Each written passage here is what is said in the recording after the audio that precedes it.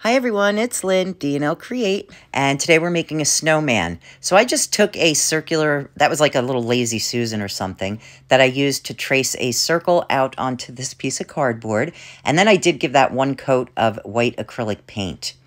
And now I'm using the ruler just to make one straight line down the center, and I'm going to add a piece of rope to it.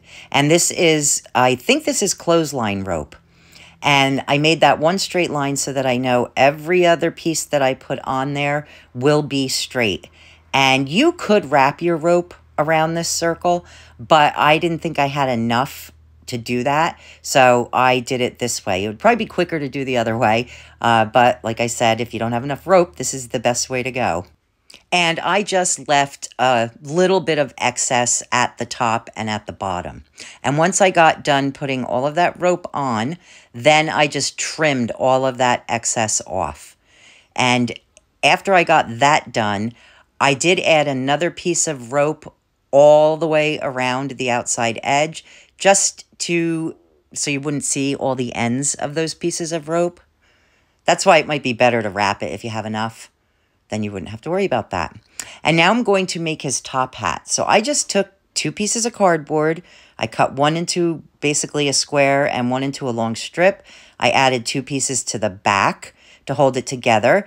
However, if you have a big enough piece of cardboard, you can just make the hat all out of one piece. And next I started adding sticks to it. I just got all of these sticks out of my backyard and I just kind of started lining them up on the cardboard. And the sticks aren't straight. You're never going to find perfectly straight sticks, so there might be some gaps here and there. So I just took thinner sticks and I kind of just put them into those little spaces, and then I trimmed off any excess pieces. Look how rustic and cute that is.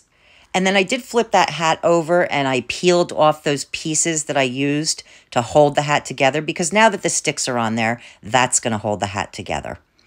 And after I was done doing that, I did take another piece of cardboard and I added some fabric to it.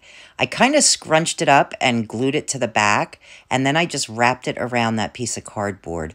And while I was doing it, I kind of made sure that it had like these little wrinkles and ruffles in it to make it look like a real scarf.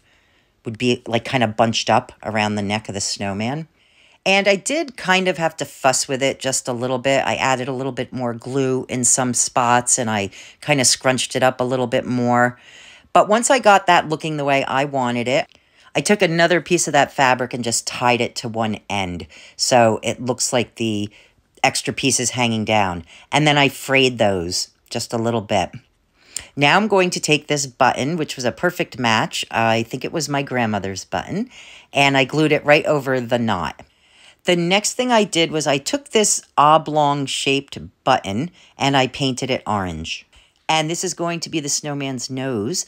And I used a baby wipe because I wanted to kind of still see that wood grain through to kind of keep with the rustic theme of this little snowman.